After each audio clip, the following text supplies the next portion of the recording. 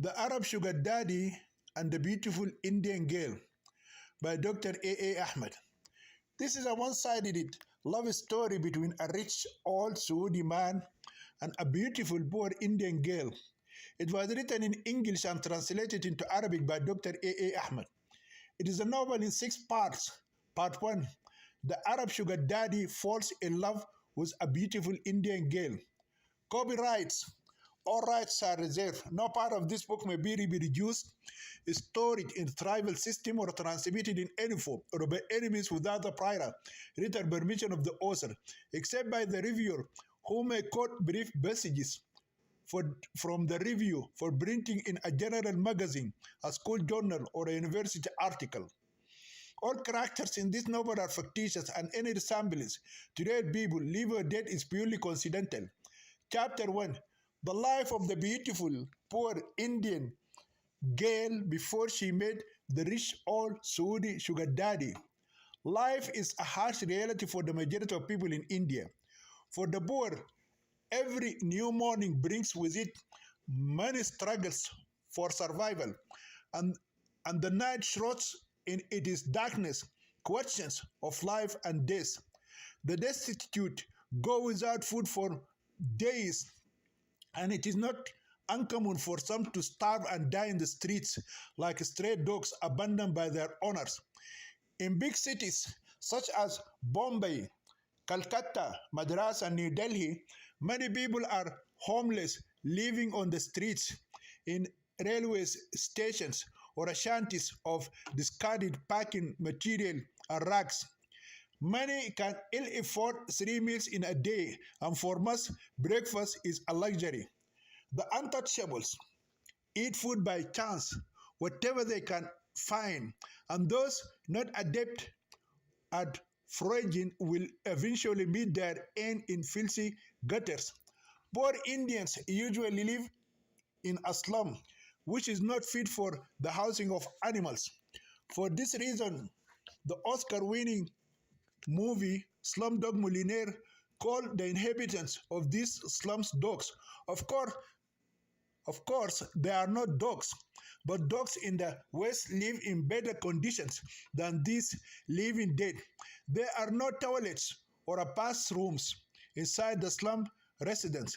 Members of the family are left to use public washrooms, which are filthy as hell. Passing is rare, and when it happens, women will bathe in the slums, while the males would bathe either in an open public area or wait for the rainy season to rinse off their emaciated bodies. Their environment, for those used to the relative luxury of urban living, is unimaginable for those who have yet to walk the length of the slums. Of course, the condition of the slum dwellers is considerably superior to that of the untouchables, who have no shelter or a roof over their heads. A typical small-sized hut shanty measures about 4 meters square. In this square box, you are likely to find a mother and a father with their 6 children, accompanied by all 4 of their grandparents. Imagine 12 people making a home in an area no larger than a typical Western washroom. The slum abodes have no windows or a plumbing system. The sight of filthy rags and a cistern of water will greet anyone entering a slum abode. There are no televisions or radios, and computers are unheard of. If you tell the Indian slum dwellers the computer is the name of a new prophet who appeared in Japan, they will believe you. Our story begins with one particular Indian Muslim family living in a multicultural slum area. In a small-sized dwelling of about 2 by 2 meters lived a poor Indian Muslim family consisting of a mother and a father with their 6 children and all 4 of their grandparents. The hut in which they are living has no windows or a toilet. It has nothing except filthy rags scattered everywhere and a small jar of water. They have no radio or a television. Their immediate neighbor across the muddy lane is a Hindu family of 8. The hovel behind their shanty hut is occupied by a Buddhist family, which, beside the Lord Buddha, also defied Dr. Ambedkar, the father of the Indian Constitution. Their immediate neighbors are Hindus, each family revering a different god. One worships the goddesses Durga and Kali, while the other centers their lives around the elephant god Ganapati, which called in English Ganesh. In Hinduism, there are 33 crores gods, which means 330 million gods. The visitor to India would find in every city and every area a different god or goddess being worshipped. Hinduism is loosely used as an umbrella term to cover thousands of different religious beliefs among the Hindus. The only common factor uniting all these various beliefs is the caste system, which has persisted to the present day. Most of the other dilapidated huts surrounding this poor Muslim family are inhabited by Hindus except for one. Another Muslim family is eking out a miserable existence not far from the hut. These Muslims differ in their beliefs by virtue of their spiritual leader Aga Khan. This sect believes that Aga Khan is a manifestation of Allah on earth and a walking, talking Quran. The Aga Khan devotees live decidedly better than their neighbors. Although both Muslim families live nearby in different huts, there is a remarkable difference between the two, and that difference will become clear as our story unfolds. The father of the Indian Muslim family of 6 children and 4 grandparents committed suicide because he was burdened with a handicap and could no longer work to support his large family. He intended it to lessen the number of mouths to feed by one. Everyone, including his wife, who is now the breadwinner of the family, felt that his sacrifice was honorable. When he became disabled, his wife started working in the homes of the rich. Their situation did not get better after the death of their father. Being born in India is more than just an unfortunate state of finances.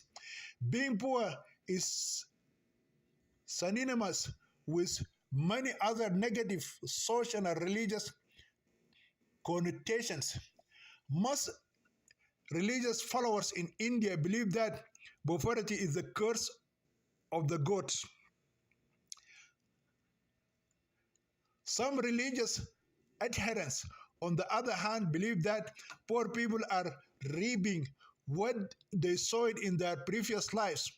Abundance and richness are considered the fruits of good deeds and hence deserving of divine blessings.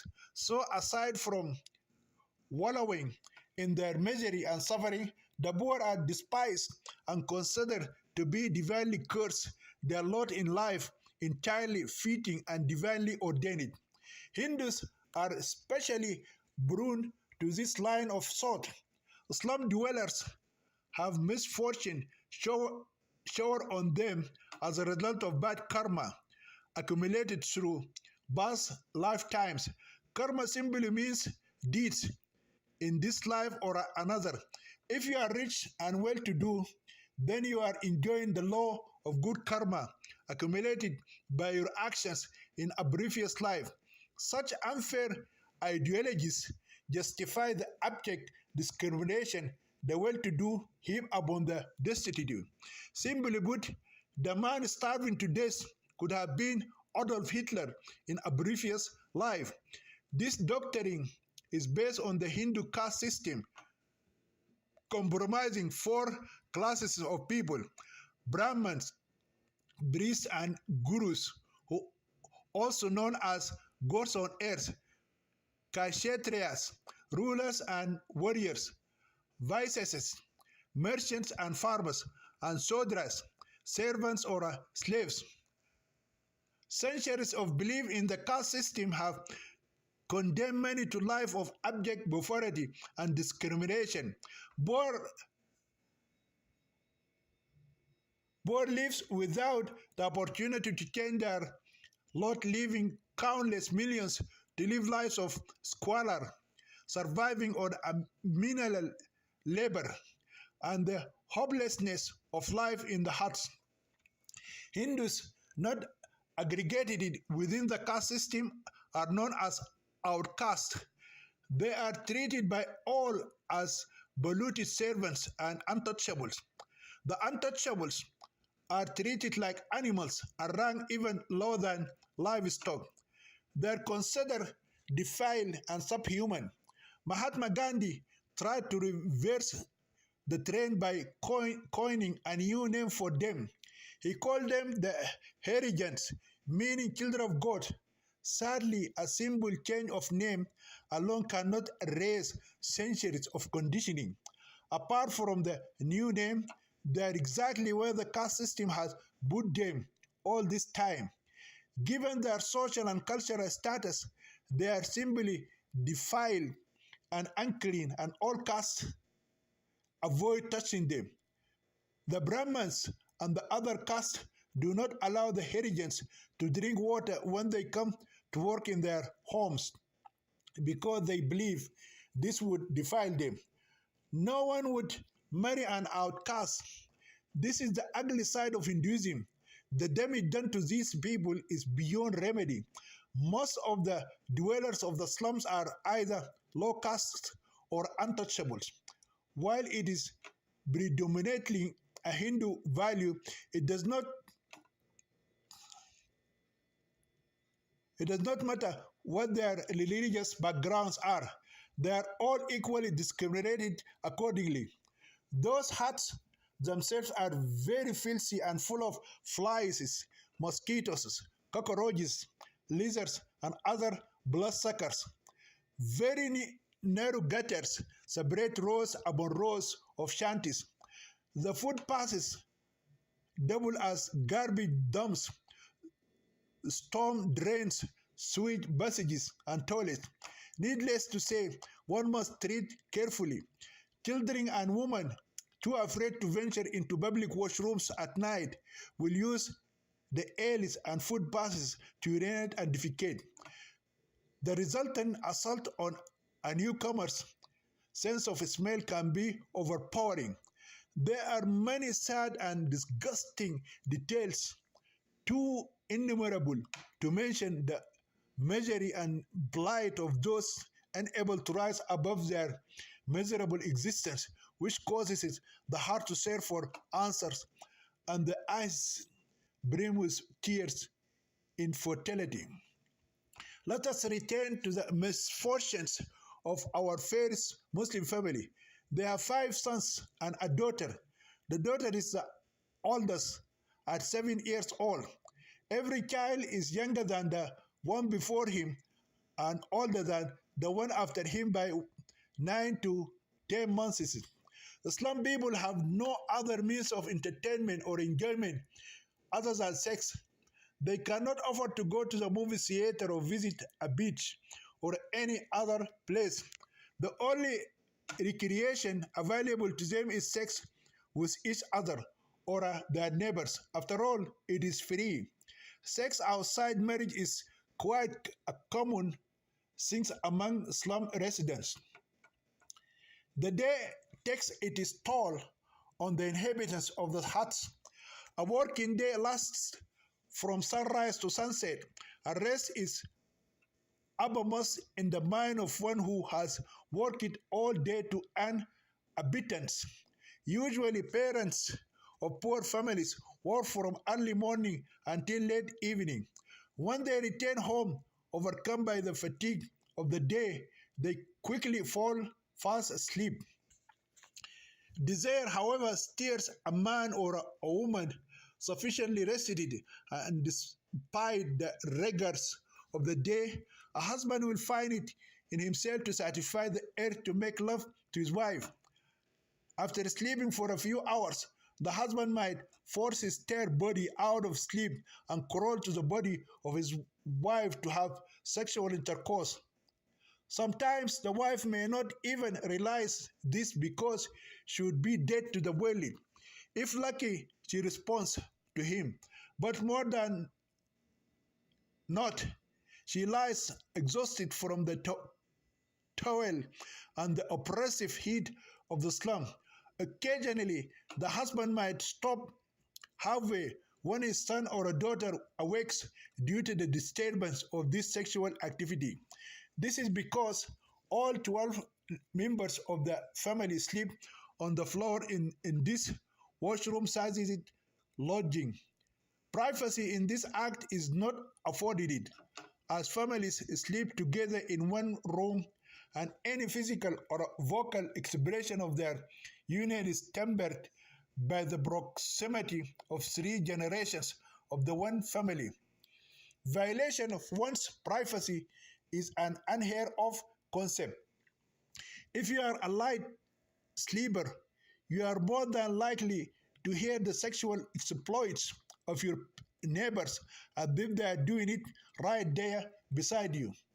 Anyway, the daughter of this poor Muslim family is named Ifat, which means a chaste, pure, virtuous, and modest girl. It is a corruption of the Arabic name for the girl who is called Afaf. The first 4 brothers are named after the first 4 successors of the Prophet Muhammad, Prophet of Islam, who are known as the rightly guided caliphs Abu Bakr, Umar, Uthman, and Ali. The last son is named Muhammad after the Prophet of Islam. The mother is called Rehana after the Jewish female concubine of the Prophet Muhammad. The father is called Khan. The family lives on the meager earnings of Mr. Khan before an accident at work rendered him incapacitated. This was a great tragedy for the family. At that time, his wife Rehana was not working because Mr. Khan would not allow his wife at her young age to go from house to house cleaning, cooking, and working in the homes of the rich. He was afraid that his young, beautiful wife might have to share her virtue among the lustful rich. Rehana is an extremely beautiful woman. She is like a lotus flower growing out of a muddy swamp in the dense forest. For those not in the know, the lotus thrives in a very muddy and dirty water, but the petals of the lotus are of the most lustrous white, which never seem to stain from the water of its sustenance.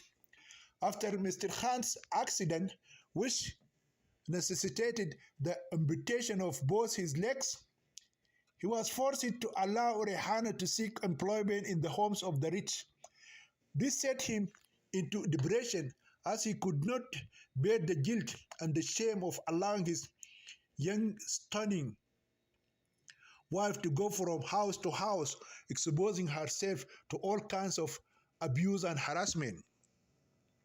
His situation was made worse by the fact that no one in the family was strong enough to move him, even for the simple task of relieving himself in the public washroom.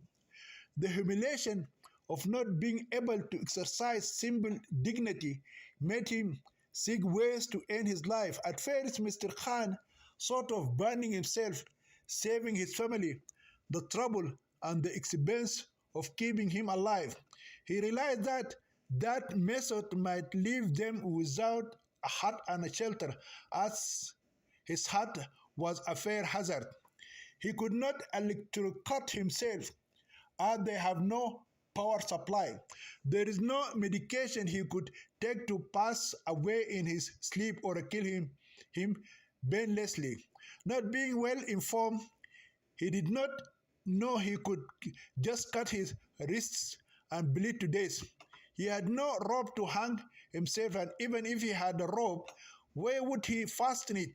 If he tied it up to the shaky roof, the hut might collapse without killing him. In that case, he would merely end up destroying his family's small hut and live to face the dire consequences.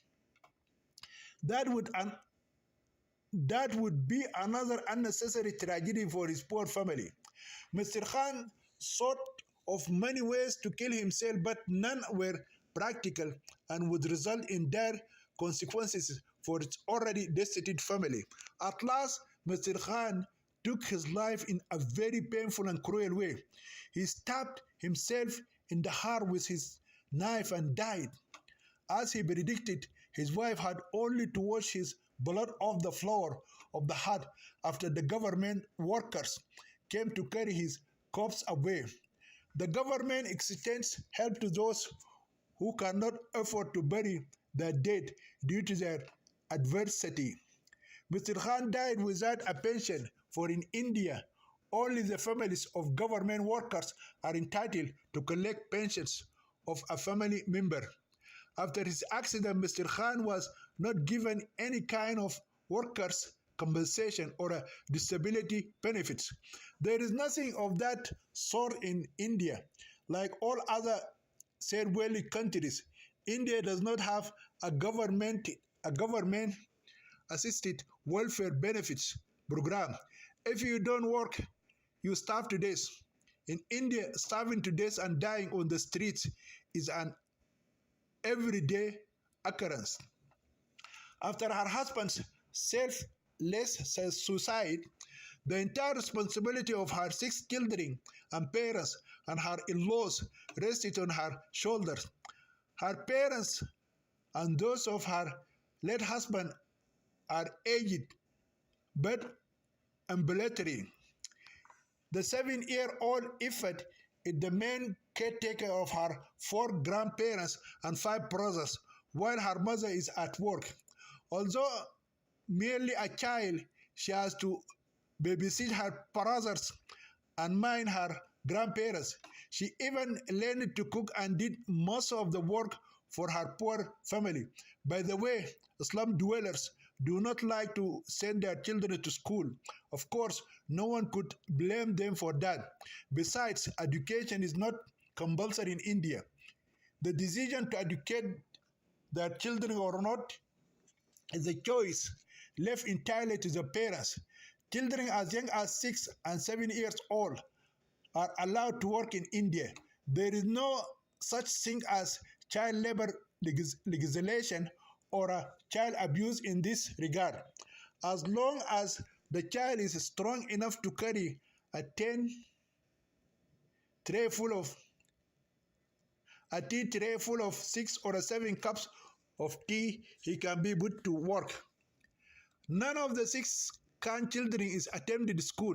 Mrs. Khan did not send her daughter Ifat to work in the houses of the rich Indians because of the fear of exposing her to sexual abuse and harassment or even rape. Nonetheless, shortly after the death of her husband, Rehana Khan allowed her 6-year-old son Abu Bakr to clean tables and serve water to customers of a nearby tea shop. The owner of that shop is a Muslim man, and that is why he agreed to allow Abu Bakr to do light jobs for him and pay him the same as the other street urchins, who are more advanced jobs like making and pouring tea and sweeping the floor of a small tea shop. Besides being young and beautiful, Rehana Khan is a smart woman too. Although she had never been to school and could not read and write, she learned from her employers how to write out her name and signature. Howbeit, her contact with those rich people helped her to learn things about the outside world. A constant worry she has is being sexually harassed by the male members of these rich families. But she knows that if she has to leave every house because of that, she would never find work to help her feed her own large family. The owners of those houses sometimes give her their unwanted dresses and clothes for her and her children. She is truly fortunate in that sometimes she is allowed to take to her hut leftover food and to eat food and drink water while in their employ.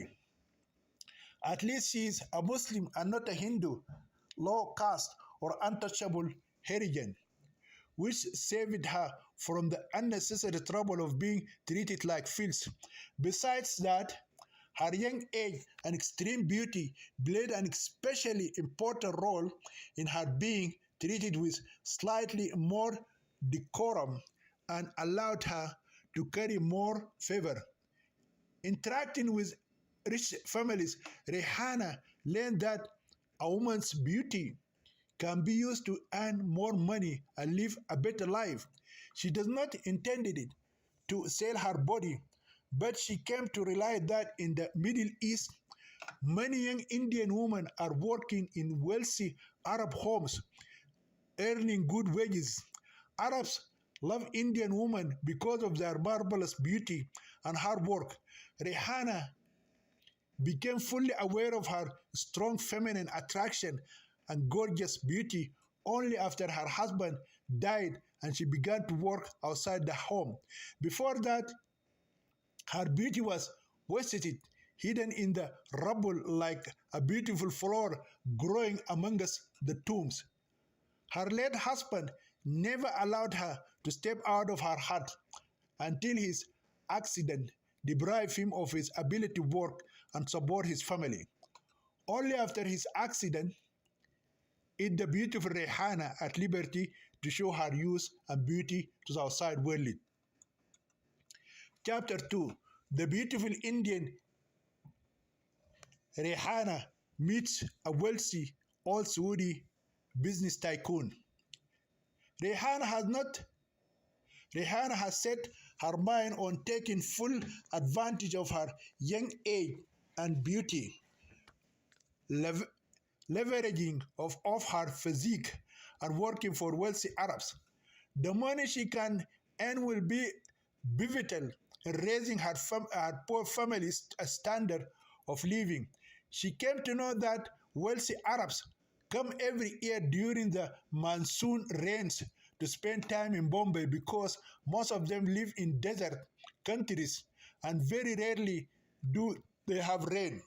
Some of them bring working visas with them and sell them to recruitment agencies. However, agencies usually demand no less than 500,000 rupees per visa, a princely sum for Rihanna. When this story took place, $1 was equivalent to 70 Indian rupees. Therefore, to get a visa for a poor woman like Rihanna, she needs over 7,000 dollars. In all her life, she saved only 400 rupees. For that reason, she decided to go to the Kulaba area of downtown Bombay and try her luck. She knows that she is not educated and has no professional training. Hence, she could not find a job in nursing or other professional work. She could do other kinds of housework like cleaning, cooking, washing, clothes, etc. She can also babysit children or nurse all people.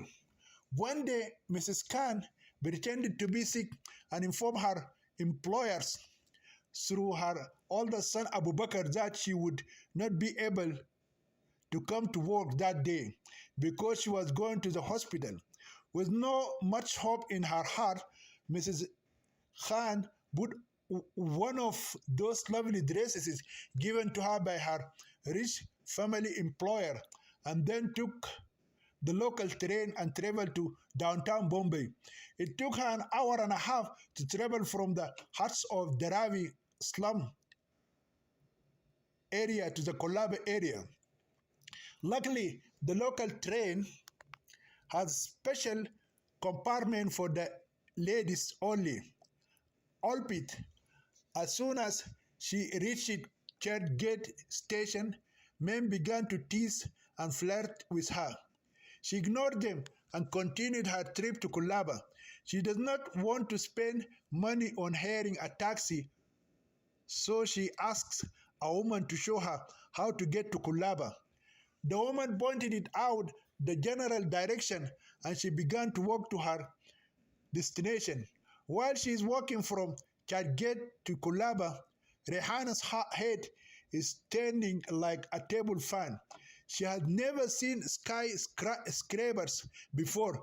Looking at the tall, beautiful buildings of Nariman Point, her head and neck are swaying from left to right, back and forth, as if she is searching for her one lucky star amidst a sea of celestial bodies. She even collided it a couple of times with people walking along the street and then stumbled over the pavement and fell off. But every time she got up quickly and continued her walk. The asphalt street appeared to her as if she was walking on a road made of black glass. She had never seen such a beautiful street before. In her slum area, the roads are very rough and full of holes, stones, and garbage. Thousands of tons of garbage and containers litter the streets of the slums, always full and overflowing. Some people never bother to throw their garbage inside the containers because there is simply not enough room. Suddenly, she is far removed from the scattered, garbage-filled streets of the slums, teeming with mice, rats, lizards, snakes, scorpions, flies, mosquitoes, and insects. Roads crowded with human beings and domestic animals such as cows, buffaloes, donkeys, horses, dogs, chickens, and goats. Oh, but here, in this beautiful valley, on this beautiful day, Rehana felt as if she was walking on the road to heaven. When she arrived at the gate of India in front of the five-star Taj Mahal Hotel Palace, Rehana felt as if she had come out of the wretched valley she was engulfed in all her life and into the highest of heavens. She could almost hear the voices of angels welcoming her. This beautiful vision of the sky of paradise is also full of the realities of life when heaven suddenly became married by a mass of beggars and lovers, shocking her back to her senses. Hundreds of young Indian girls roam about the crowded in front of the Taj Mahal Hotel. From the way those girls walk and talk, Rehana knew they were street girls or prostitutes. Then, grabbing her attention, she could not believe her eyes when she saw young Indian boys and girls sitting on the beach, lip kissing, without so much as a word of caution from the passerby. Rehana had never been to a movie theater and had never seen lovers before. Married to her late husband in what Indians call it an arranged marriage, her life has been devoid of love and romance. Although she spent 8 years with her late husband, she neither loved him nor felt loved by him.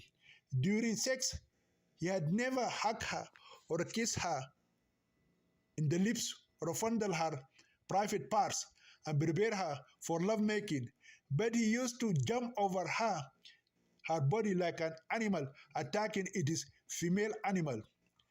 But today, in this magnificent place, half splendor, half hell, there are many foreigners. Most of them are Arabs from either Saudi Arabia, Kuwait, Oman, Bahrain, or the other Gulf Emirates, which are called petrodollar countries. Rehana knew they were Arabs because of their Islamic clothes similar to the ones she had seen in pictures of Muslim pilgrims on their way to the holy city of Mecca during the Hajj rituals. Rehana is an exceptionally simple and naive young woman. She saw that if she just walked up to any of those Arabs, she would get a working visa to an Arab country and they would accept whatever little money she had in her pocket.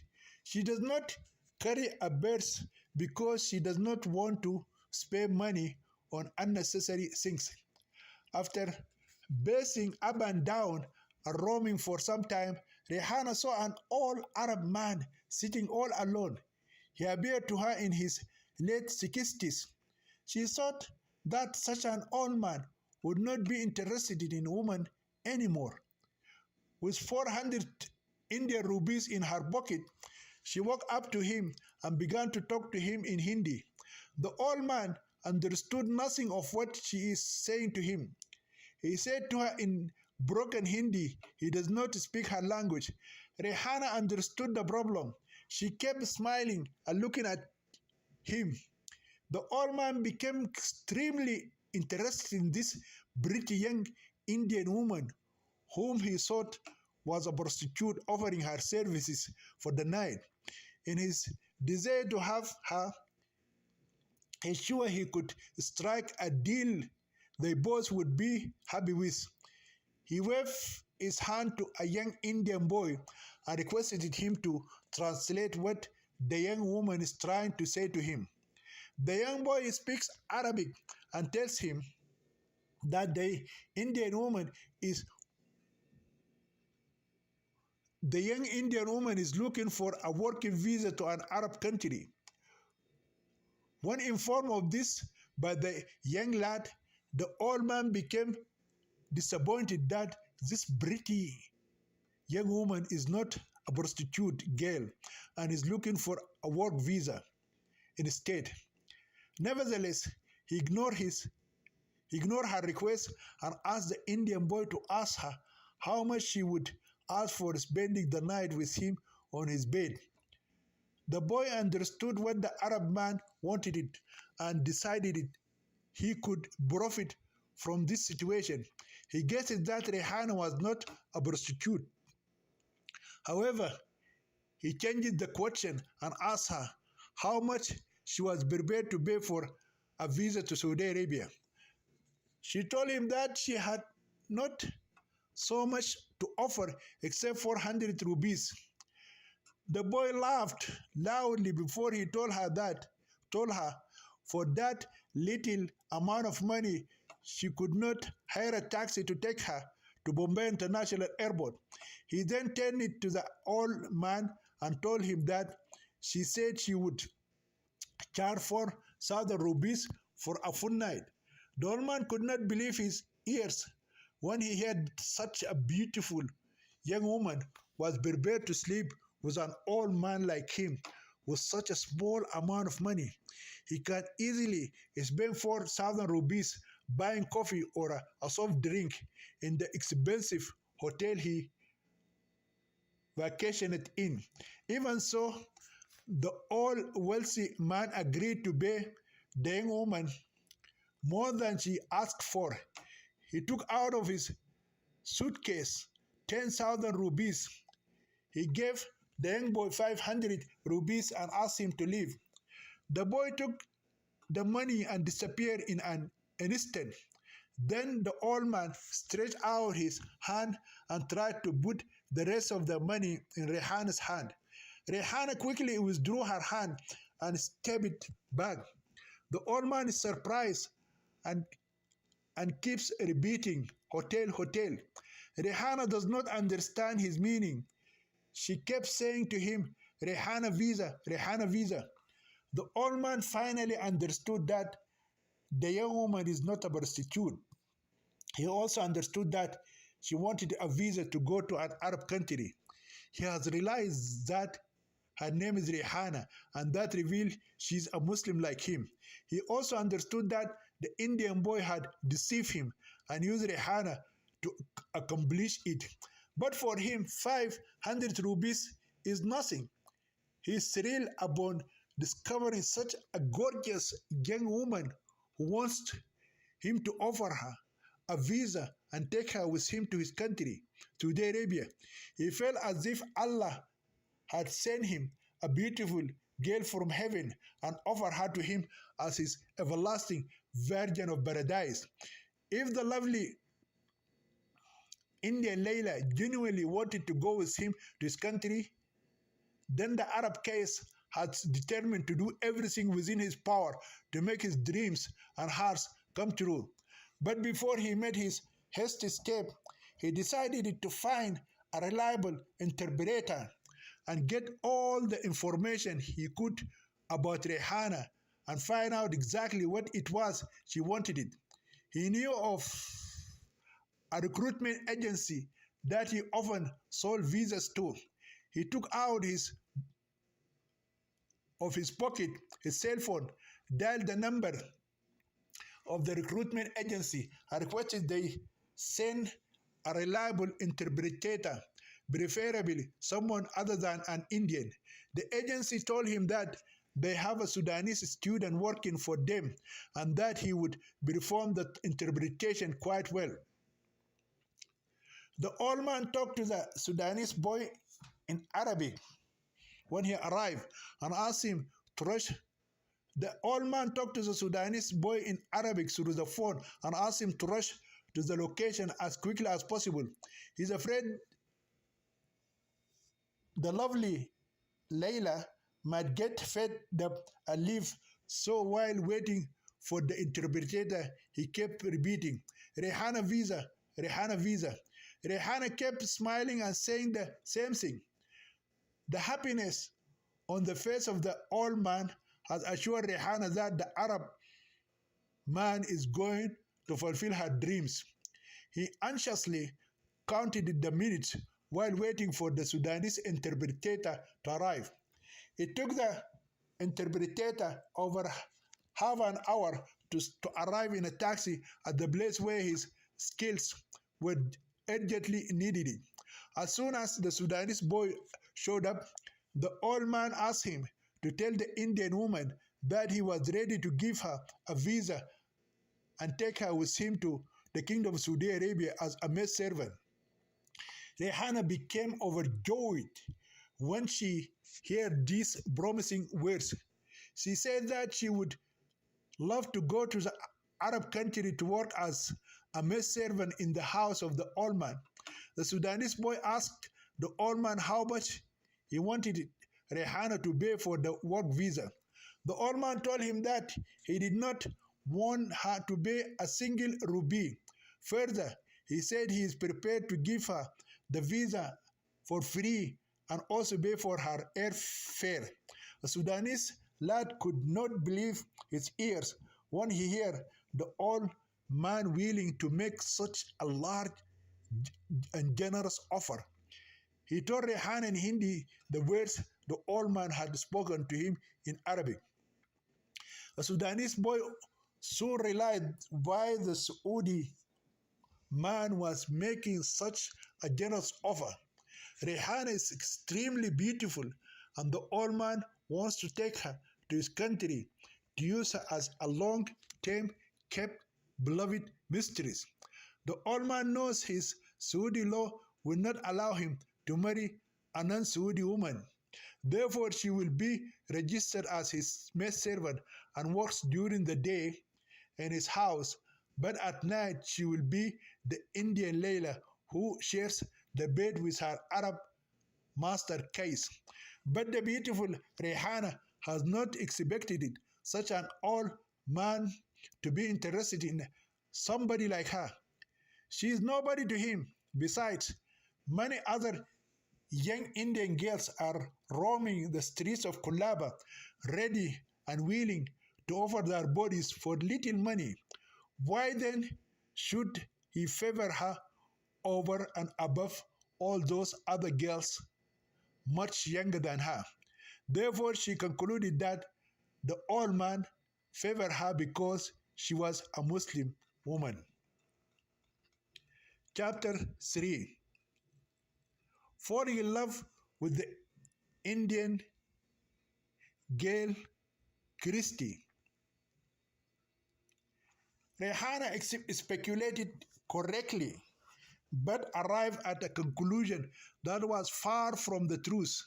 The old man is indeed interested in her because she is a Muslim woman, but there is more to his interest in her than just her religion. Her marvelous beauty and young age are his main attractions, yet this in itself is not why his fondness for her is growing. Her refusal to offer her body for thousands of rupees is yet another important reason that assured him she is not the lady of the night. But this is not the only cause of this budding obsession. To understand the reason that led this old Saudi into a crazy longing for this radiant, vibrant young Indian woman, we need to go back a few years and dig out some pleasant and unpleasant memories of his life in India, and that will reveal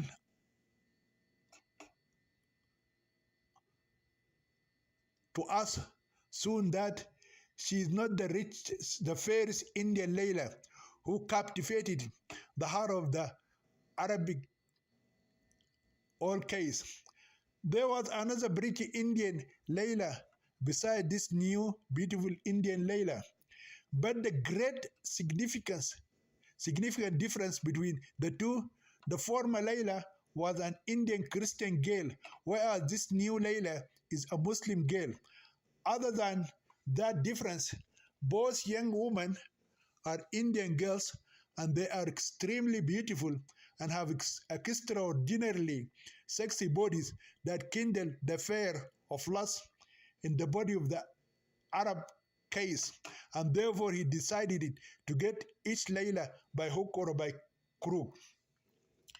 The wealthy business tycoon is called Sheikh Faiz bin Ahmed. Sheikh Ahmed came to India for the first time 5 years before. At that time, he was just 64 years old and had 4 wives, many sons and daughters, and grandchildren. He married more than 4 women in his life, but the Islamic Sharia law would not allow him to keep more than 4 wives at the same time. All of his wives were Saudi. In Saudi Arabia, it is forbidden for any citizen of that kingdom to marry an outsider. So citizens have to be satisfied with Saudi wives. The law of his country would not allow him to marry an Arab woman from another Arab country, even if she is a Muslim. Let us recall the case of a Saudi princess who fell in love with an Egyptian national, a man who happened to be one of her many foreign servants. She knew she could not marry him while they were in the kingdom of Saudi Arabia, even though he was Muslim. For this reason, he decided to leave the country with him. She took on a male identity and dressed to suit the role. Unfortunately, she was caught at the international airport and then summarily executed along with her Egyptian boyfriend. A Bollywood movie of her story called The Days of a Princess was banned in Saudi Arabia and all other Arab and Muslim countries. Anyway, when Sheikh Faiz bin Ahmed first came to India, it was as a tourist. A famous Egyptian journalist rightly said that the tourism of the Arab man is the woman. Everywhere the Arab men went, they always looked for women. Of course, there are many reasons for their obsession. No one should hastily conclude that the Arab man lusts after sex and women more than men of any other nationality or a culture. Neither is the reason attributed to the sexual abilities to marry four women at the same time. The main reason for their sexual predation is their religious upbringing imposed upon them from an early age. Total segregation of males and females. Arab males are not allowed to mix with Arab females even as children. In their homes, segregation of genders is carried to an extreme with sections cordoned off for females and other sections for males. These two sections are separated from each other like public washrooms, men and women. It is strictly forbidden at any time and under any circumstances for either of the sexes to mix or set food in the restricted areas. For this reason, the Arab male is not allowed to enjoy bonding with his baby sister as a little boy. The restrictions grow tighter as they grow older. Beginning at the school age, the males attend an all-boys school and the females go to an all-girls school. Of course, this strict segregation between males and females has led to adverse social consequences for both men and women. The homosexuality and sodomy rate in Saudi Arabia today is alarming, to say the least. Rape crimes are common in the Kingdom of Saudi Arabia. Many young female children are raped by their uncles and cousins and brothers. Women sometimes get raped inside the elevators. It is said that if the girl steps one foot out of her house while her other foot inside, she will be attacked and raped at the threshold of her house. In the villages, whenever young boys find chance, they will catch their sisters and either sodomize them or just dry hump them from behind until they ejaculate their semen on those females' clothes. Sheikh Faiz Bani Ahmed is neither a womanizer nor a sexual pervert. He is just another run-of-mill Arab suffering from sexual frustration due to the strict social segregation between females and males. If he had sex with 100 women, he would still not be satisfied. By the way, in Kulaba area, sometimes you can see an Arab man with as many as 7 Indian prostitutes in a hotel room. Many times, whenever the Bombay police decide to crack down on prostitution, the front page of the newspapers would feature a story of an Arab man caught with a half dozen prostitutes in his hotel room. The funniest thing would be the fact that not all these prostitutes might be Indians. Some of them would be from Nepal. Although Nepalese girls are not as pretty as Indian girls, Arabs still prefer them. The main reason is that Indian prostitutes, for the most part, will not allow their customers to sodomize them, even if they are offered thousands of rupees, while most Nepalese prostitutes do not mind anal sex at all. Besides, the backsides of Nepalese girls are much larger and wider than the Indian girls. Don't ask me why the Arabs like women with large backsides. I admit that I have no answer to that question, although I could make a reasonable guess. It isn't only the Arab man, but the African male that also share the same penchant. One can understand the problem of the African man. African women do not conform to the media's ideal of beauty and probably use their large backsides and spear-like breasts to attract men. On the other hand, the Arab girls are prettier than the African girls and should not have had and should have not had and should have had no problem attracting males. Howbeit, due to the segregation between the sexes and the total concealment of her face and her other feminine qualities through hijab and niqabs, the Arab woman was forced to develop other means to attract the opposite sex. She deliberately gorgs herself with food to develop a buxom physique and, deems desirable feminine attraction in the Middle East. Sheikh Faiz Bani Ahmad, on his first visit to India, desperately fell in love with a Christian girl who caught his eye.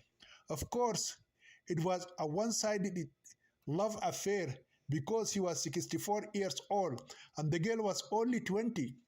Sheikh Ahmad hated it, Hindu girls, and if you offer him the Bollywood superstar and former Miss World Aishwarya Rai, he would not marry her because she is a polytheist.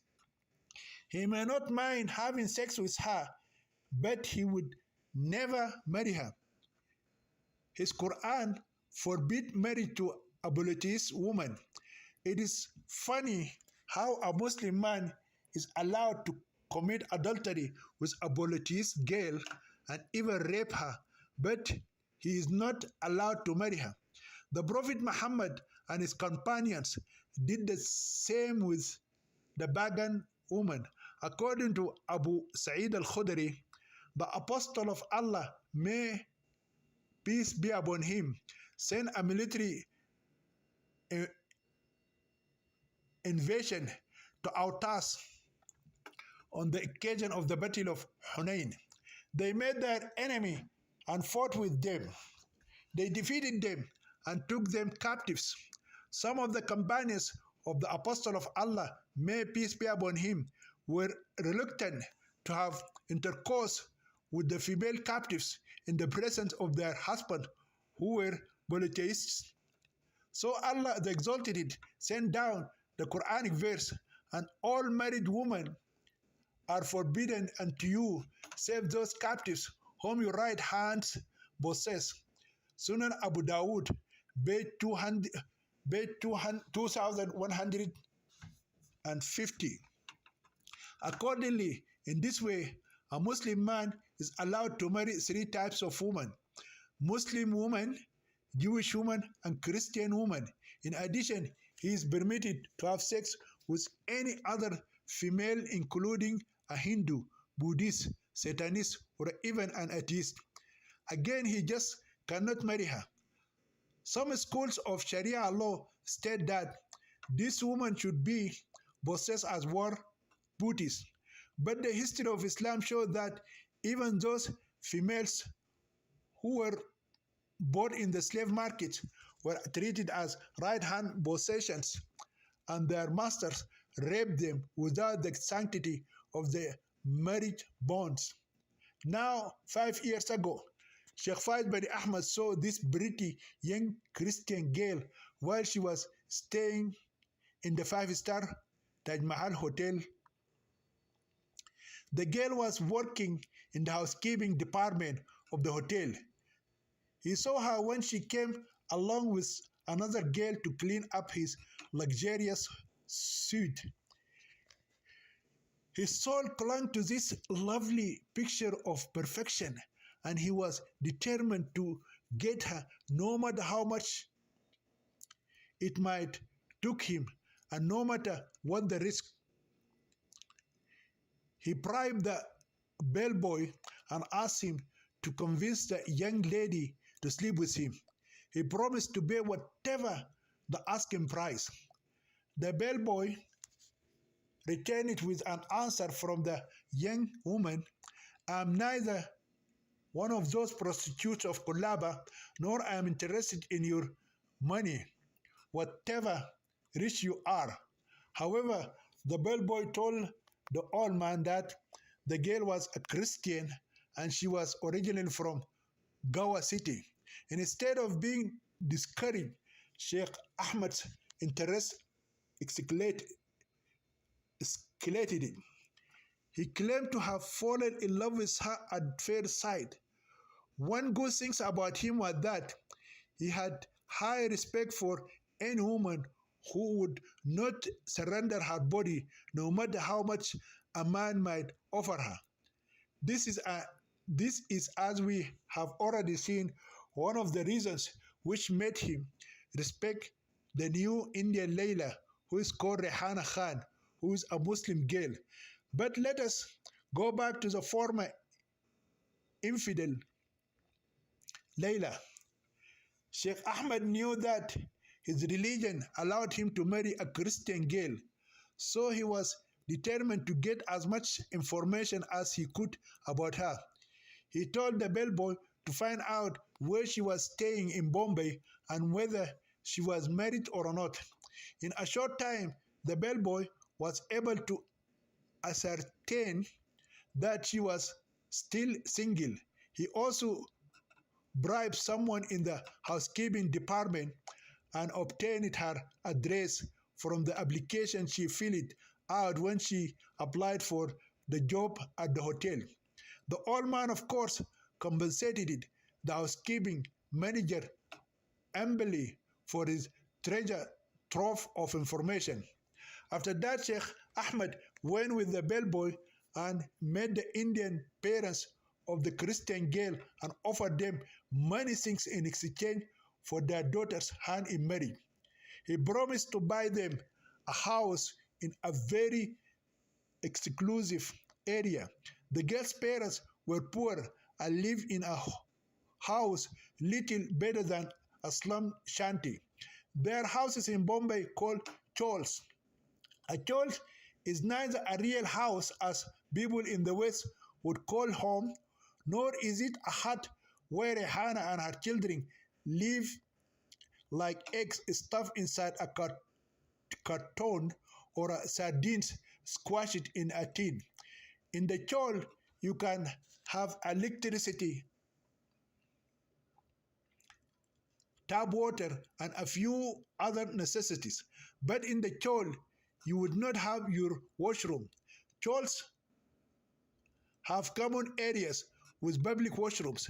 The chawls dwellers are not rich people and they are not that poor, but they should not be confused with the middle class people at the west of the West. Chawl residents are usually gainfully employed and generally educate their children. Only the rich send their children to private schools. The rich people do not send their children to public schools because children of rich families often get kidnapped for ransom by gangsters of the underworld who are called gundas. Christina Lobos was the Christian girl Sheikh Ahmed had cast his eyes on her marvelous beauty and sexy body, and was determined to marry her by hook or a crook. Her family and friends referred to her as Christy. She studied up to grade 11. She was the eldest in her family and had 4 siblings after her. Her father was a drunkard and rarely went to work. He had been fired many times due to his heavy drinking. Because of the father's alcoholic binges, it was a daily struggle for Christie's mother, who was trying to raise her and her 2 brothers and 2 sisters. When Christie was in grade 12, her mother lost her eyesight and became blind. Consequently, the teenage girl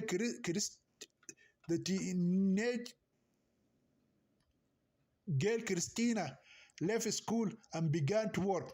At this young age, she had to contend with being sexually harassed wherever she worked. Christy then fell in love with a handsome Indian boy called Bobby. He was a Christian too. Although Bobby was also from a poor family and living in the chawls, he was an exceptionally intelligent young man. He worked in small hotels and motels in Bombay before he finally went to work in the Gulf country of Kuwait and worked there for 2 years. He could not marry Christie because he had a huge responsibility towards his large family. He had to take care of his 4 brothers, 5 sisters, and his parents. He made a promise to Christie that one day he would come back to India, marry her, and bring her with him to live in the rich country. Unfortunately, Saddam Hussein invaded Kuwait, and Bobby, like many foreign workers, had to run for their lives. He returned to India empty-handed and could not fulfill his promise to marry his dream girl and the one he loved so much, so deeply. Instead, he went back to his small job in a motel and continued to support his family. Although Bobby was struggling to support his family, he still went to Christie's parents to express his love and proposed to marry her. Christie's parents strongly rejected this proposition and kicked him out of their small house. About that same time, Christie had already started working housekeeping at the Taj Mahal Hotel. Although it is a 5-star hotel, still she was paid 3,500 Indian rupees per month, which equivalent to $50. India had the cheapest labor rate in the world. A worker in McDonald's in Bombay or New Delhi can get between 50 to 100 US cents per hour, but sometimes another blue-collar worker can get less than $10 per month. A professor in the university receives between 12,000 to 15,000 rupees per month, which is equivalent to 170 to 250 dollars per month.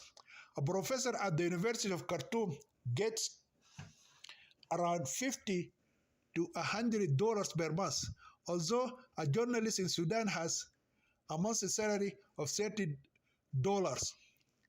At any rate, Christie had now become the only breadwinner in the big family.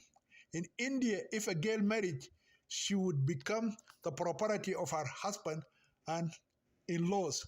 Her family therefore could not hope to see a single rupee of her wages. Nonetheless, the love between Bobby and Christie continued to grow. Bobby suggested they get married at the local court, run away together, and just forget about their families. Christie strongly rejected this idea because both her parents were disabled. Her mother was blind and her father was constantly in an alcohol-induced stupor.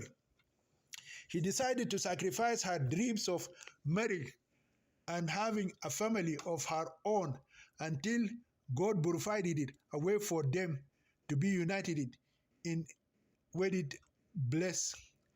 As it seemed, God was indeed working out a miracle in a most unexpected way. Her disabled parents felt as if God Himself had come down from heaven through divine intervention when the wealthy business tycoon Sheikh Ahmed approached them and pleaded for their daughter's hand in marriage in exchange for all that riches could bring. He had much to offer and was willing to give the whole world to them when he fell in love with their lovely Christie. Well, the parents were simply overjoyed and happy to accept this outstanding proposal. They promised Sheikh Ahmed they would convince their daughter to marry him. They were not in the least bothered about the old man's age. This didn't disturb them at all, nor did they consider their daughter's love for her boyfriend, Bobby. They imposed considerable pressure on their daughter until she succumbed to their demands. At first, Christie refused and strongly rejected this marriage proposal. She threatened to burn herself alive if her parents tried to force her to marry such an old Arab geezer. But then she soon started to have second thoughts on the matter. She calculated and studied her options. She needed to wait for at least another 10 years until all her siblings would finish their education and begin to work and support themselves. At that time, her boyfriend might get tired of waiting and decide to marry someone else without all the hassle. Moreover, after 10 years, her age might be another factor for her Christian boyfriend, Bobby, and his family to reject her. Christy then realized that the rich Saudi sheikh could be a shortcut to fulfill her dreams and marry her true love. Before she commits to the old man, she talks to her lover Bobby and discloses to him her secret plan. Although hesitant, her boyfriend found her plan to be the only anchor that would snatch them from their desperate situation and move them closer to their goal of being together. Chapter 4. The depth has been bathed through her beautiful body. The secret plan of the intimate lovers was set in motion. Christy should marry the wealthy, aged man, but she established certain conditions.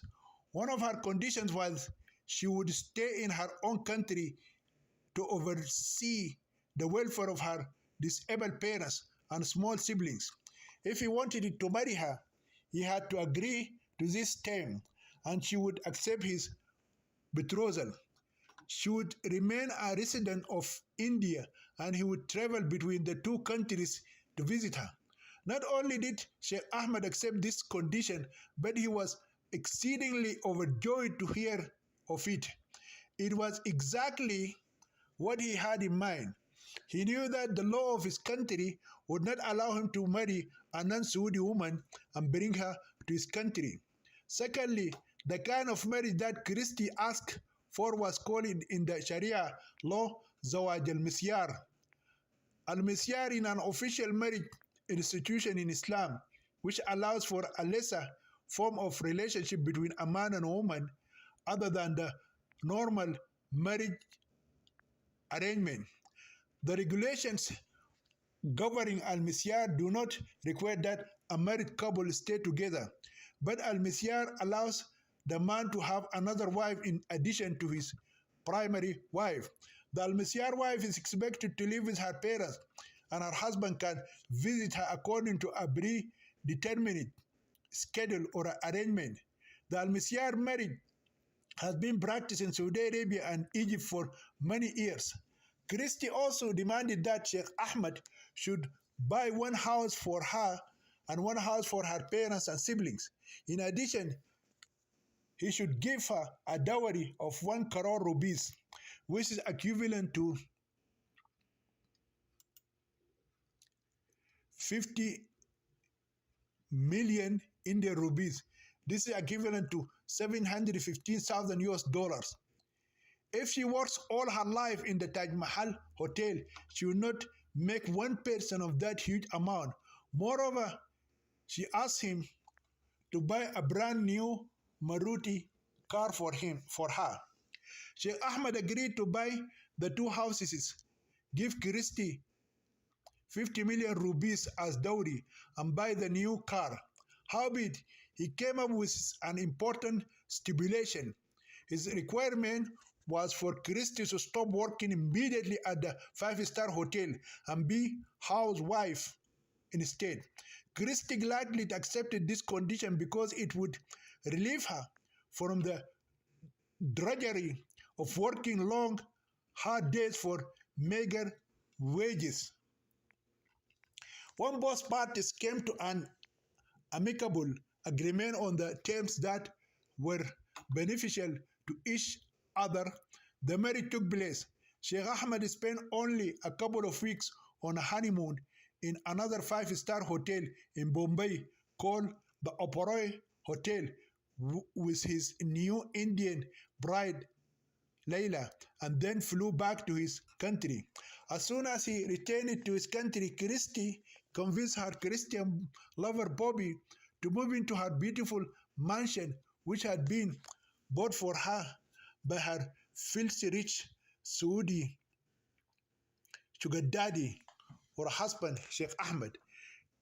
This more than she could have asked of her wonderful God and Creator, to be able to enjoy all that life had in store and the wealth supplied to her by her rich Saudi husband. And what is more, she is now enjoying every moment of it with her Indian boyfriend. In those days, Sheikh Ahmed had 4 Saudi wives. He divorced one of them to make room for his young Indian wife.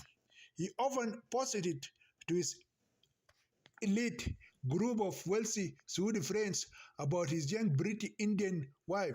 His friends did not blame him because Islam permitted him to marry 4 women at the same time, and also he was allowed by Sharia law to marry a Christian girl. His friends were quite envious of the prize he had acquired after seeing his wedding photos of his young Indian bride sitting by his side in her wedding gown. They look like the Beauty and the Beast. At, at the time of their marriage, Christy was 20 years old and 1 month old. Sheikh Ahmed was 64 years old and 11 months old. Although the difference between the two was 44 years and 10 months, none of his friends could judge him or condemn him because the Prophet Muhammad was 54 when he married his third wife, Aisha, and it is mentioned in his biography and his authentic hadiths. She was but 6 years old when he married her, and she was 9 years of age when he had sex with her. There was 48 years difference between the Prophet Muhammad and his beloved and favorite child bride Aisha. Every 3 to 4 months, Sheikh Ahmed visited his lovely young Indian wife and spent a few weeks with her and then flew back to his country. Whenever he decided to visit, he would call in advance so that she could prepare for his stay with her.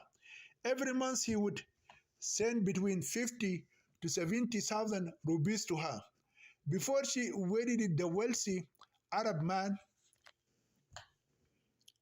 the sugar daddy, she used to make 3,500 rupees per month working as a housekeeper in the Taj Mahal Hotel.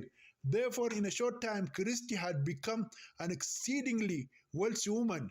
Now she is filthy rich and loving every minute of it. She shares her new fortune with her boyfriend who lives with her without the benefit of marriage. Notwithstanding, the two secret, intimate lovers always felt there was something absent in their relationship and something preventing them from being genuinely happy. They did not belong to each other. Something was causing a terrible disturbance, so much so that it was like a branding hot iron igniting over coals of fire burning deep down into their inner souls. Unless that person was removed, they would not feel free to belong to each other. The lovers wanted to start a family, have children of their own, and enjoy real family life. They did not want to live in an adulterous relationship all their lives. Although they are genuine lovers, they behave like a hooker and a crook. After a year and a half, the lovers decided Christy should file for divorce and cut all ties that bind her with her Saudi husband, the sugar daddy, benefits and all. She felt she had already given him enough of her body and she did not want to be tormented forever by having sex with a man old enough to be her grandfather. Besides, she had no love or respect for him. he had used his money to buy her from her family in their desperation, and as far as she was concerned, the debt was paid. The debt has been repaid by her gorgeous beauty and her rented virgin pussy. He was the first to insert his old cock into her pussy as a virgin bride and break her hymen. Consequently, after 18 months, Christie went to Bandar court and filed for divorce from her Saudi husband. Her grounds for divorce were that her husband, Sheikh Ahmed, had cheated on her by marrying 3 Arab women besides her, thereby committing adultery. The Marriage and Divorce Court in India does not require any reason for the granting of divorce, as long as one of the partners decided they wanted to leave the marriage, he or she would get a divorce from the other. Christie gave the court the address of her husband in Saudi Arabia. When Sheikh Ahmed received the divorce certificate from his Indian Christian wife, his heart almost stopped. He thought he was going to have a major heart attack and die. After he had overcome the initial shock and impact of this devastating news, he rushed back to India. He had never loved a woman more than Christie. She was his lovely Indian Layla, and he felt he was her mad Arab case. She was beautiful as a Bollywood film actress and as Miss World. His Indian Christian wife was young, beautiful, and educated, while his Saudi wives were all old and illiterate. Their children had already grown up and gotten married and had children of their own. He cared materially for his Arab wives, for his Muslim Arab wives, but the Indian Christian wife was his love. From Bombay Sahara International Airport, Sheikh Ahmed took a taxi and went to his Christian wife's mansion in Banistan. Only Bollywood film superstars and extremely wealthy Indians live in Banistan in Bandara. The place has an exceptionally beautiful view of the sea. The famous Sea Rock 5-star hotel is located in this beautiful paradise-like landscape. Many times, Sheikh Ahmed took his pretty Indian wife for dinner there, and they would spend a few days at this magnificent hotel. Sometimes they visited other hotels like the Oberoi Tower and the Taj Mahal Hotel and stayed overnight. Whenever Christie came for dinner or stayed at the Taj Mahal Hotel, her ex-co-workers, especially the housekeepers, girls, invite her. From being a servant working in this grand hotel, she was now elevated to a queen thanks to her new status as the wife of a rich all Arab sugar daddy who became all Arab sheikh who became her sugar daddy. Whatever she wanted it, the old man provided her food, drink, entertainment, and anything else she demanded. She was always arrayed in the most expensive attire that only film actresses or wives of wealthy Indians could afford. She was lavished in whatever she fancied, from head to toe to food, gold, parrots, and diamonds. Whenever Sheikh Ahmed came to Bombay, his wife would usually pick him up in her expensive Mercedes-Benz automobile to take him to her villa. Christie had 2 other smaller cars as well. All 3 cars were bought for her by her wealthy Saudi husband. She also had 4 maidservants and 3 menservants in her mansion-like house. Each servant had different duties. The first maidservant did the cooking. The second maidservant washed the clothes and other linen, and the third maidservant was the housekeeper, and swept and cleaned the house. The fourth maidservant was a masseur. Her duty was to massage the delicate Christie's sexy body. The jobs of the three men servants consisted of groundkeeping or gardening. Another job was to purchase necessities for the household. Lastly, one was a secretary who took care of the bills and other accounts and expenses for the running of the household. Christie also had two male guards. One sat with his gun guarding the house during the day and the other during the night. The lovely Christie strictly warned her servants not to tell her Arab husband about her Indian boyfriend. She was paying the extra money to keep their mouths shut and to avert their eyes to her love affair and adultery with her lover Bobby. Christie also had two German Shepherd dogs for guarding her huge mansion. She had a smaller, do- adorable dog, which was her favorite and special pet. She did not have any children because it was never her intention to have a child with her husband, the old sheikh. His desire was for her to become pregnant because he believed that the child would keep her attached to him. She was smart in making excuses as to why she was not yet pregnant and having a child while using contraceptions, lying to her husband and deceiving him. However, after her divorce, she married her Indian boyfriend and she became pregnant almost immediately. She was 2 months pregnant when her ex-husband, the Saudi, the sugar daddy, came back to claim his most prized possession. When Sheikh Faiz bin Ahmed reached his Christian wife's mansion, he tried to enter, but the watchman stopped him. Then the watchman called Christie on her cell phone and informed her that her ex-husband, the Arab sheikh, had arrived and was trying to enter the residence by force.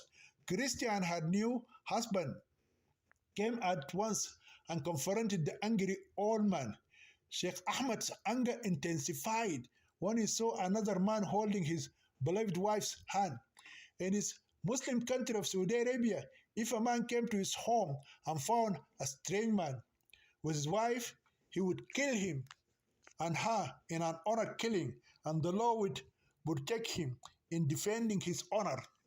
But he is now standing on an Indian soil, and Christie is not a Muslim woman to be scared by his threats or his anger. Nevertheless, Sheikh Ahmed continued to aggressively force his way into the house. He has been very angry by Christie's new husband, to whom the old man was certainly not no match. Bobby is a big and tough guy and would have squashed the old god like a bug. Sheikh Ahmed shouted at Christie, "Who is this man? And why have you allowed him to enter my house in my absence? This is my husband Bobby, and this is my house, and it is in my name." Sheikh Faiz bin Ahmed could not believe his ears when he heard his beloved Layla saying she had married another man, and she had shamelessly claimed that he had no longer had the right to enter the residence. A woman would never say something like that to her husband in a Muslim country and expect to survive. Her husband would strangle her to death or cut her into bits and pieces, and her blood would be upon her head, for the law would be on his side in this matter. He would not be condemned by anyone or prosecuted by any court of law, and he would be hailed in his society as a great hero, receiving praise and glory for his bravery. If there is ever a need for an oral killing, this is it. But Sheikh Ahmed could do nothing to exact justice that day. When he refused to leave, his former Christian wife Christie called the police and he was escorted off the property in an undignified manner, one befitting an unwanted guest and trespasser. After he had been kicked out of his house by the Bombay police officers, the angry old man sought help from some foreign students studying at Bombay University who had come from various Arab countries. But the Arab students collectively advised him to forget about this Christian infidel woman and return to his country. They told him that if he tried to harm his Christian ex wife or her new Indian husband, he would land in jail and rot in an Indian prison. Sheikh Ahmed did not listen to the advice of the foreign students. He is the kind of arrogant Arab man who does not accept defeat easily, especially when it comes to his honor and a woman. Therefore, he is determined to seek revenge and right this wrong. He took with him one Sudanese student and sought the advice and aid of a lawyer who was also an Indian Muslim. The lawyer knew only too well that the secular Indian law would not force a woman to stay with a man she did not want to live with and had already divorced him. He also knew that his client would not be able to obtain compensation for all the money he spent during his marriage or for the two houses and cars he bought for his former Indian Christian wife and her family. His client could not receive compensation for all the money he spent during his marriage or for the two homes he had bought for his ex-wife and her family. Both houses were registered in Christie's name, and that was that. Despite this, the greedy Indian Muslim lawyer accepted the case and promised to fight it in court with all due diligence and expected that God Allah would grant his oppressed Muslim client victory over his infidel, unfaithful, and adulterous Christian wife. He told Sheikh Ahmed the case might take a long time before the court would come to rule in his favor. In India, if the client happened to be a rich foreigner, the lawyer might conspire with the judge and ask him to keep prolonging the case for years. During this long period of waiting for the final ruling, the lawyer and the judge will drain the wealthy client, making him a little less rich, or to the point where he would spend no more to pursue the case. While the court proceedings were going on, someone advised Sheikh Ahmed to go and seek the help of one of the greatest politicians in Bombay. The person that Sheikh Ahmed was told to go to is a famous politician and notorious gangster. He was the leader of the anti-Muslim political party known as Shiv Sena, which means the army of Shivaji. Shivaji was an ancient Indian warrior who stopped the advance of Muslims invaders in Bombay. He defeated them and rooted them out of Maharashtra state. The name of the political leader is Bhal Thackeray. Thackeray is responsible for the destruction of the Babri Masjid or Babri Mosque in Ayodhya city. He stirred up the religious sentiments of the Hindus by convincing them that the Muslims built their mosque in the birthplace of the Hindu god Rama. Historically speaking, Thackeray was right. 200 years before, during the invasion of India, Muslims destroyed the temple of the Hindu god Rama, and in its place they built a mosque. According to the Belgian historian Conrad Alest, the Muslim conquest down to the 16th century were for the Hindus a pure struggle of life and death. Entire cities were burned down and the population massacred, while hundreds of thousands killed in every campaign, and similarly numbers deported as slaves. Every new Muslim invader often literally built his hills made of Hindu skulls. As a contribution to a research on the number of Islamic crimes against humanity, we may mention that the Indian subcontinent population decreased by 80 million between the year 1000 conquest of Afghanistan and the year 1525 end of Delhi Sultanate. The American historian Well-Drawn states the Islamic conquest of India is probably the bloodiest story in history. It is a discouraging tale, for its equivalent moral is that civilization is a precious good whose delicate complex of order and freedom, culture and peace can at any moment be overthrown by barbarians invading from without or multiplying within through polygamys and lack of pest control. Thackeray told his Hindu followers to travel to Ayodhya city and destroy the Muslim mosque and rebuild the temple of their god Rama. In retaliation, the Muslims planted bombs in the 13 important government buildings and hotels in Bombay city. The bombs were loaded in cars and parked near the Stock Exchange building, Air India building, Taj Mahal Hotel, and Sea Rock Hotel. Those, among others, were targeted. Most of these buildings were skyscrapers and had many floors, offices, stores, and other rooms. All the cars exploded at the same time and killed many innocent people. It was a Friday noon when this cowardly terrorist attack took place. Those who planned the attacks chose Friday noon because most Muslims would at that time be at their mosques conducting their compulsory public prayer. The Muslim terrorists did not want any Muslims to be trapped in those buildings and get killed. After the terrorist attacks, a lot of fighting ensued between the Hindus and the Muslims. Due to the fighting, the city of Bombay was blessed under a strict curfew. During the rioting, Hindus and Muslims slaughtered each other like animals.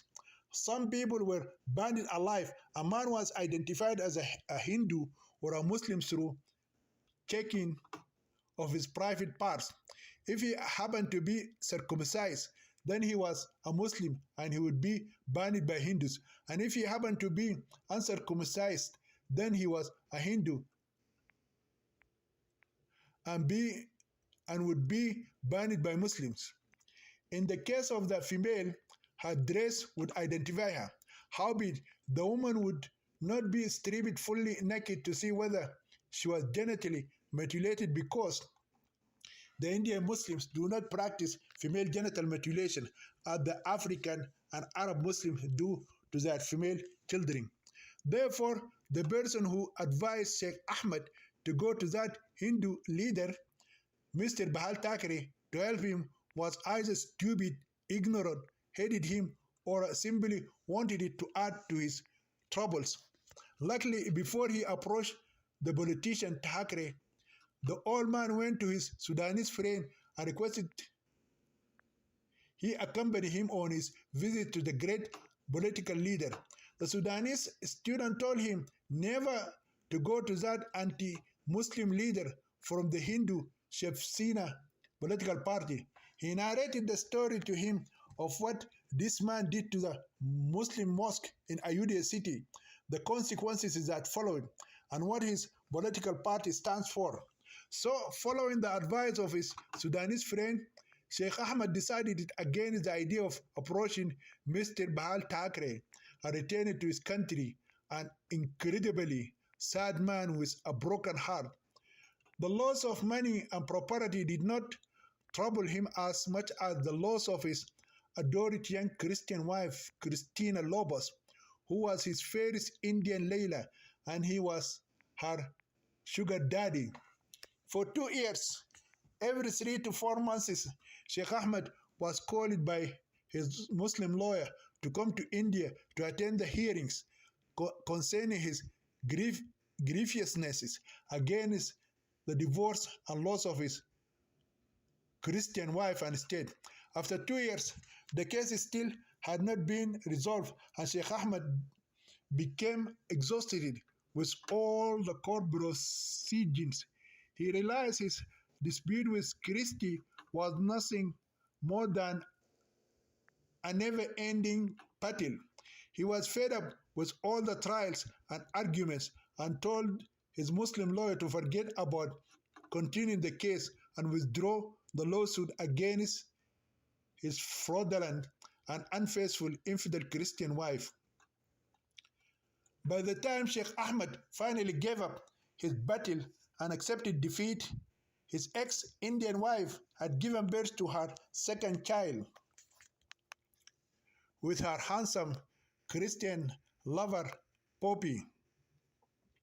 She had given birth to a boy and a girl, and when last saw her at the Bandra Marriage and Divorce Court, the beautiful Christie became one of the richest women in the city of Bombay. After leaving her Saudi husband, Sheikh Faiz bin Ahmed, and marrying her Indian boyfriend, Bobby Fernandez, Christina Lobos started many businesses and achieved remarkable success in her projects, which increased her wealth. Chapter 5.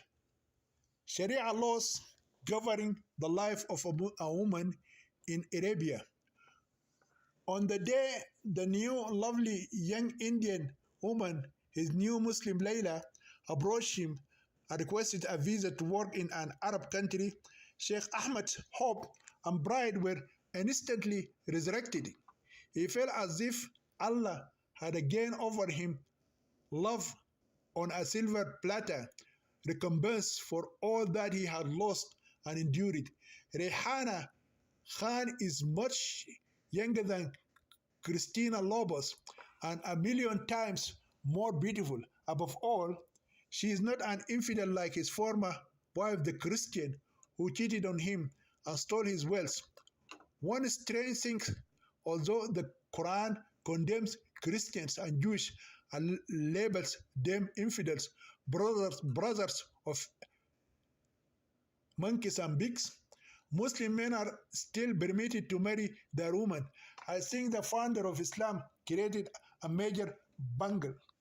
Why would he condemn a people as infidels and unclean, liken them to monkeys and pigs, and yet allow his followers to marry their daughters? I just cannot get it. I guess Muhammad could not resist the feminine attraction of his 14-year-old Christian maidservant, Maria the Copt. This perhaps explains why he created the license to legitimize his adulterous dalliances with his teenage maid, younger than his daughter Fatima Zahra. Maria was an Egyptian Coptic Christian girl who was not even Muhammad's captive slave. The Quran allows Muslim men to have sex with their female captives without marrying them. See Surah Al-Nisa 4, verse 3. No verse in the Quran permits sex with maidservants. This minor exclusion did not seem to be any great difficulty for Muhammad or to prevent him from sleeping with his maidservant out of his marriage bond. Following the example of Muhammad, some modern Muslim religious clerks issued fatwas justifying having sex with maidservants from Indonesia, Pakistan, India, and Somalia. Again, Maria the Copt was not a female captive of the Prophet of Islam. The Coptic Christian king of Egypt, Muqawqas, gave her to him and she gave her to him as a gift, and she became his domestic maid servant. She was doing work for all of his 11 wives. Every day she was sent to a different house to help one of his many wives with her household chores. The narrators of the biography of Muhammad stated that one day Maria was working in the house of the Prophet's wife, Hafsa. Suddenly, the Prophet ordered Hafsa to go to see her father, Umar ibn al-Khattab, because he might be sick. Although Hafsa did not want to go to her father's house, the Prophet was very persistent. When she arrived at her father's house and found him well, she quickly returned to her house. I guess Hafsa knew something fishy was going on and realized the Prophet had tricked her. She arrived at her house just in time to discover what the Prophet was planning to do in her absence. Upon her return, Hafsa caught the Prophet having sexual intercourse with Maria in her room and on her bed. She became angry and shouted, "O Prophet of God, in my house, on my bed, and in my night." The Prophet was supposed to sleep with Hafsa that night, but instead he deceived her, took his infidel Christian maid to bed, and had sex with her in an unlawful manner. Afraid of the anger of his other wives, and especially of his most beloved Aisha, the Prophet apologized and promised Hafsa that he would never touch Maria again if she would keep the matter top secret. But his words were to no avail. Hafsa talked out and revealed the adultery of her husband with her maidservant, and the matter became known until it reached the ears of Aisha. When his beloved Aisha confronted him and most probably reproached him for his improper act with the maidservant, the Prophet claimed to have received a revelation from heaven that justified and legalized his action with Maria. The Quran said, "O Prophet, why holdest thou to be forbidden that which Allah has made lawful to thee? Thou seekest to please thy wives, but Allah is often forgiving, most merciful." Surah At-Tahrim 66 verse 1. As soon as Aisha heard the so-called divine justification, she said to him, "Why should I see your God is in haste to satisfy your whims?" At any rate, this time the sugar daddy, Sheikh Ahmed, decided to be a little wiser and act cautiously because he had learned some valuable lessons. His past mistakes have cost him dearly and deprived him of the love of his life, the beautiful and sexy Indian Christian girl, Christy. He even remembered what the Prophet said: the Muslim believer should not be beaten twice from the same hole. This means that he should not allow the same Indian cobra to bite him twice. So, following the example set by his Prophet, the Sheikh decided this time to play his cards well.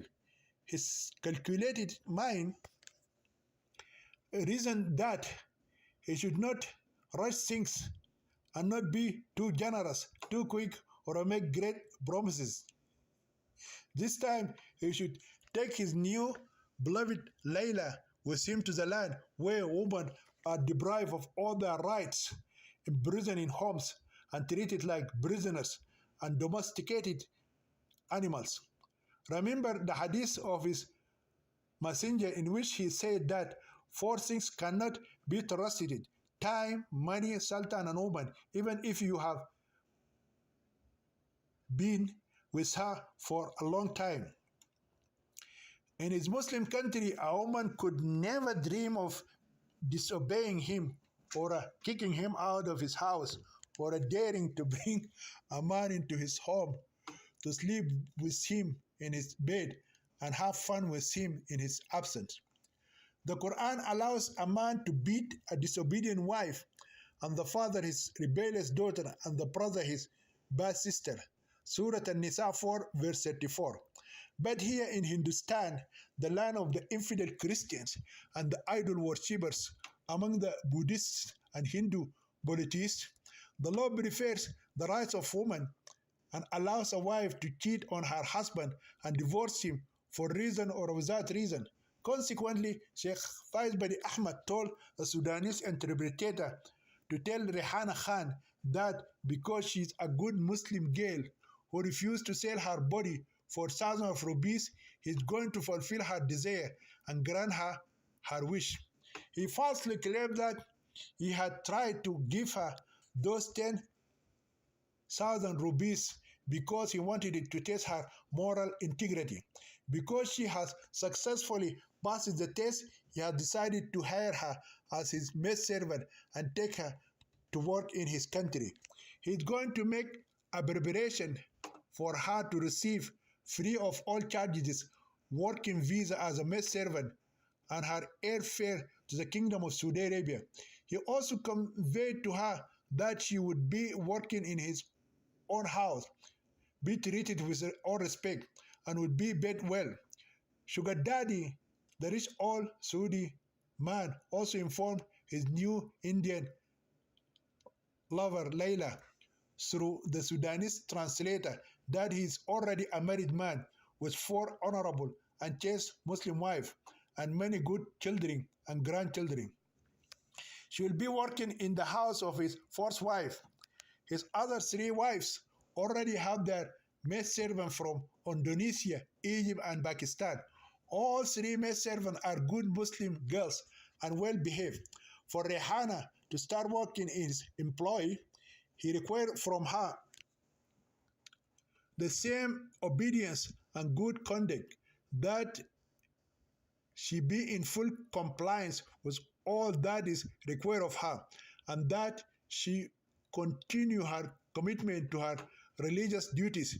She should pray regularly 5 times a day and wear the Islamic abaya and niqab 24 hours a day and 7 days a week.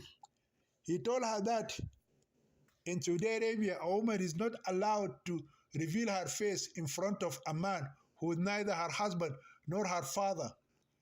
He quoted for her hadiths of the Prophet Muhammad to support this restriction and impose it upon every Muslim woman. This law is based on the hadith of the Prophet, which says, the woman is aura. Once she goes outside the house, the devil takes charge of her. Al-Tirmidhi, volume 2, page 65.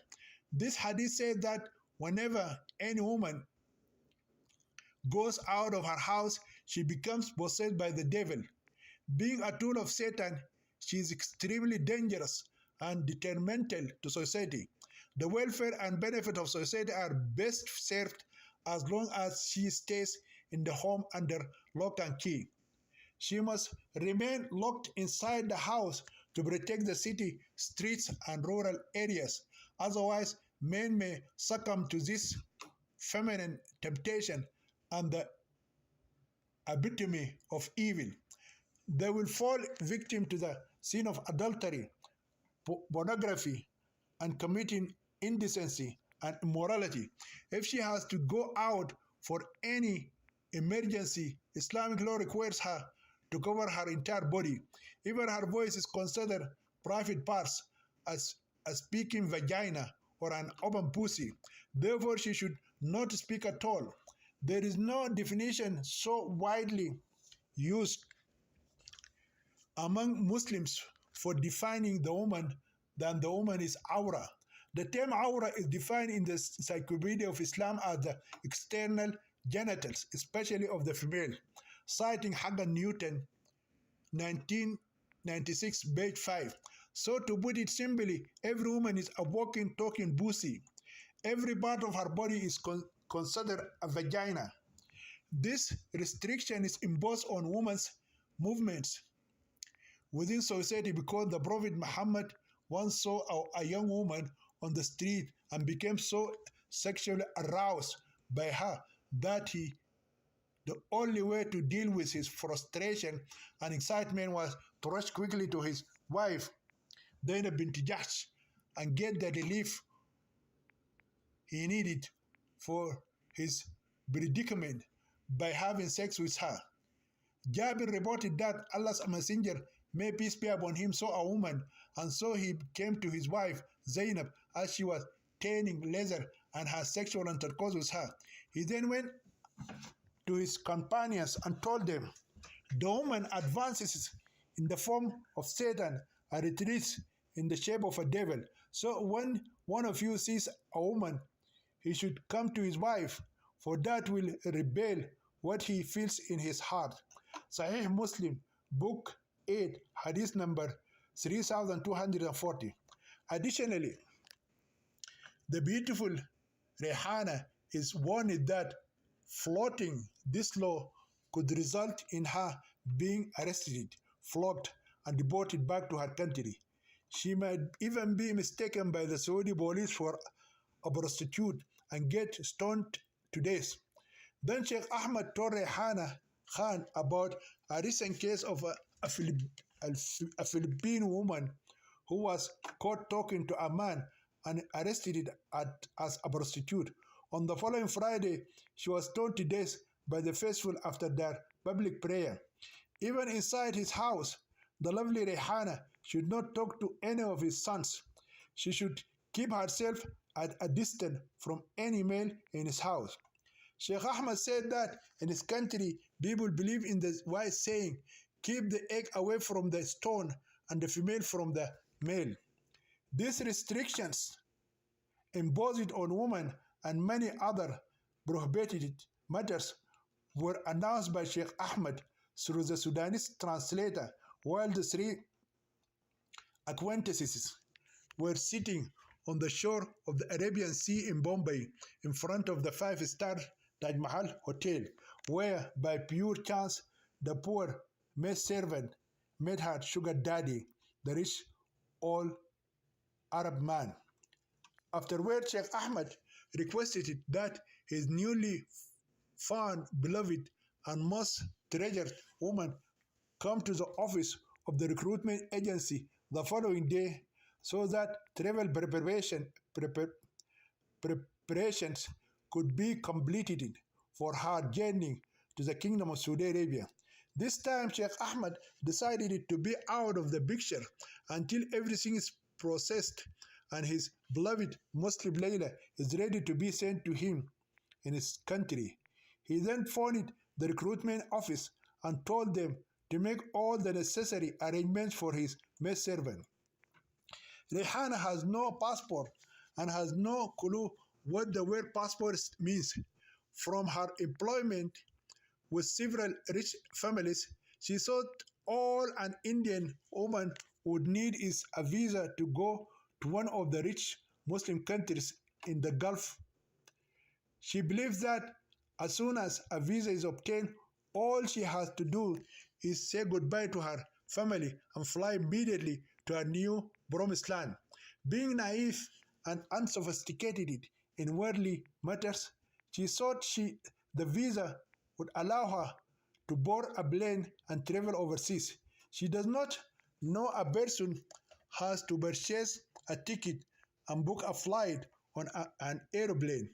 She does not know that to get a working visa in Saudi Arabia or another Gulf country, she has to pay for the recruitment office at least 300,000 rupees. Then her ticket and airfare would be an additional sum of 50,000 rupees. On top of that, the agency charged a fee to expedite the process of obtaining a passport, since the normal waiting period for such a document is between 6 to 12 months. The agency office's modus operandi would be to bribe the passport officials to expedite the issuance of a new passport in only 3 weeks. To get a passport in that short period, the agency had to bribe at least 100 employees at the passport facility. Otherwise, getting a passport in an overpopulated city like Bombay with 19 million citizens might take close to a year. Sometimes a passport is stolen from the mail and sold on the black market for all manner of illegal purposes. Innocent people were charged in murder cases and thrown behind bars, and some were hanged to death for murders that they had not committed. Sometimes the postman would purposely hide the passport and not deliver it over to the legal owner until he got a share in these extortions. Imagine a city of 19 million inhabitants with only one single passport office. For applicants to get a chance to reach the window to submit application, they will have to arrive as early as 4 a.m. if they want to read the window before sunset, and that is if they are fortunate. While standing endlessly in the queue, they have to endure the blazing heat of the summer during the summer, or the blazing heat of the sun during the summer, or the heavy monsoon rain during the rainy season. Sometimes, if a passport officer, male employee, saw a young British girl coming all alone to apply for her passport, she should not expect to get her passport except in exchange for a sexual favor. A sexual favor might not work alone in itself unless it is accompanied by a financial payment as well. Sexual harassment is such a common thing. It is not easy for a female to escape becoming a victim. There are easy games for those who prey upon fragile, defenseless females. These sexually frustrated men are like flies or mosquitoes everywhere. They love crowded places. There is no public place in Bombay that is not crowded in. Many of these lustful predators would not ever dream of getting married due to their utter poverty, homelessness, and wandering. Being without a home is not unusual in Bombay, and many of the poor live in the railway stations. The most famous place for homeless people is the Victoria Terminal, or a VT station, as if as it is commonly known. It is the largest railway station in Bombay and is named after the British Queen Victoria, albeit the Shiv Sena political party headed by Bhal Thackeray changed its name when the party won the election. It is renamed Shivaji Terminal. Nonetheless, people still call it the VT station. Although the hut dwellings are better places than the railway track shacks, poor people still set up residence at the sides of the railway tracks. What they live in could not be called homes by any standard. Mostly beggars and sexually frustrated men live in those shacks, homes made out of the discarded boxes and racks that could hold no more than one or two people. The dwellers of the shacks by the railway tracks have no public washrooms and are forced to urinate and defecate at the railway tracks. With no bathroom, they cannot take a bath and have to wait for the rain to wash them off. Sexually frustrated males hunt females wherever they can find them. A sexually frustrated man loves being on a overcrowded bus or a local train, shielded by the masses of people and the anonymity it affords. They lean and caress any female within reach. It is uncommon for a beggar to purchase a ticket for traveling by bus or a local train, since money is an issue. He is what is termed a non-ticket passenger, one who jumps inside any crowded bus or a local train and is disregarded by the conductor when he is found to be without a ticket. However, other passengers, judged by the conductor as being more than capable of buying a ticket, are arrested and charged 10 times the fare of the bus or a train. Sometimes such people will be forced to clean the local train station as a punishment for traveling without tickets. This has taken us too far from the lovely Rehana and a desire to go to the Kingdom of Saudi Arabia with her sugar daddy. So we shall now return to our problem of obtaining a passport in the overpopulated cosmopolitan city of Bombay and the uncountable hassles involved. As we mentioned, Rehana is naive and knows truly little about the difficult procedures involved in traveling overseas. Some Indians sell their homes and properties to meet the costs involved in traveling to a Gulf country or for immigrating to Canada or Australia. Rehana needs at least 400,000 Indian rupees or 5,714 US dollars to meet the cost of her work visa and air ticket to Saudi Arabia. The day she met Sheikh Ahmed in front of the Taj Mahal Hotel, she had on her person her savings of 400 rupees, which she naively thought could buy her a visa and ticket to travel to a rich Arab country. As the first interpreter who cheated Sheikh Ahmed and stole his money and then ran away, had told her 400 rupees for 400 rupees would not even pay for a taxi to Bombay Sahara International Airport. Despite that, her persistence that day led her to meet by chance a wealthy Saudi sheikh, a man who had been captivated by her marvelous beauty and useful appearance, and his mission was to get her this country of Saudi Arabia, no matter the means. He agreed to cover all her travel expenses from India to the Kingdom of Tartarus, her visa, her air ticket, and her passport. Sheikh Ahmed told the travel agency not to take from Rehana Khan a single rupee. Before he flew back to his country, the old man handed over the working visa for his lovely Indian maidservant to the recruitment agency and purchased her airfare. Then he promised to reimburse the office for any other costs that have been incurred in preparing Rehana's travel accommodation.